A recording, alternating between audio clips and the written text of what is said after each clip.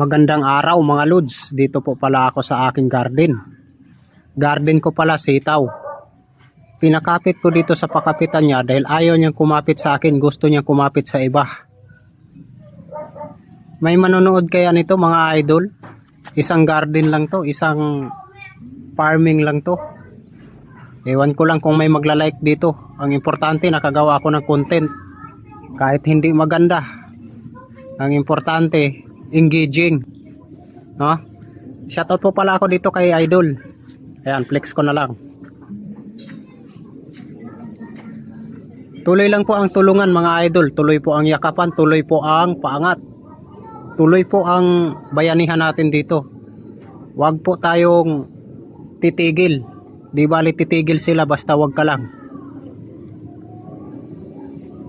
Ayan, ganda po yung mga sitaw natin ngayon mga idol. Isang buwan pa lang po to. Meron na po silang bulaklak ng mga maliliit. At ito, matataba po yung ibang puno pero yung iba po namamatay dahil sa tubig baha po na tumama sa kanila.